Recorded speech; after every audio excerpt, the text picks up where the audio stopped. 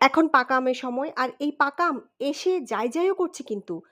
আর আমি এখনো পর্যন্ত আম দিয়ে একটা আম রেসিপি করলাম না। এটা কি মানা যায়? আম সমাজ, আম পাবলিক, আমার এই আম সম্মানের কথা ভেবে তাই ভাবলাম আজকে আমি আম দিয়ে আমের ফিরনি করব। হ্যালো এভরিওয়ান, আসসালামু আলাইকুম। কেমন আছেন সবাই? আরেকটা নতুন ব্লগে আমন্ত্রণ জানাচ্ছি। আর এই আম ফিরনি বানানোর জন্য কি লাগে আর কি করতে হয় চলেন দেখে আসি। আর আজকের আম ফিরনি বানানোর জন্য আমি এখানে 1/2 কাপ পোলার চাল ইউজ করব আর 3টা মাঝারি সাইজের আম ইউজ করব।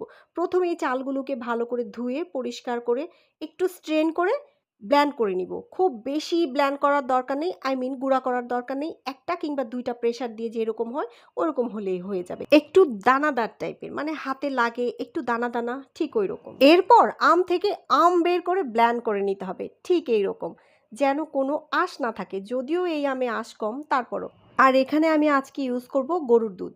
1 লিটারের মতো গরুর দুধ আছে, সাথে 4 টেবিল চামচের মতো পাউডার মিল্ক দিয়েছি টেস্টের জন্য। দুধটা ভালো করে গরম হয়ে আসলে দিয়ে দিব চাল, সাথে দিয়ে দিব একটু লবণ।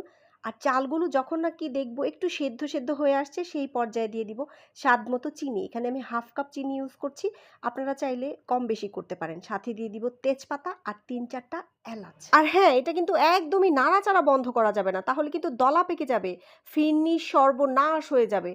আর যখন দেখবেন হাতে নিয়ে এটা একটুখানি হয়ে এসেছে সেই পর্যায়ে আমের পিউরিটা দিয়ে দিবেন। চুলাটা একটু বন্ধ করে দিয়েন, নয়তো ফেটে যাওয়ার পসিবিলিটি আছে। কেমন মাখনের মতো একটা কালার আসছে, দেখলেই কেমন প্রেমে পড়ে যেতে ইচ্ছা করে। আর খাওয়ার পর কি অবস্থা হবে ভাবেন, এটার মধ্যে আপনি ডুব দিয়ে থাকতে চাইবেন, উঠতেই চাইবেন না, এত টেস্ট হয় এটা খেতে। প্লিজ যেভাবেই পারেন করে খান, আম চলে যাচ্ছে, নয়তো কিন্তু পস্তাবেন, আমি বলে দিলাম। এইরকম উচ্চ পর্যায়ের আম টাইপের জিনিস তো আমাদের সারা বছর খাওয়ার কোনো সুযোগই নাই।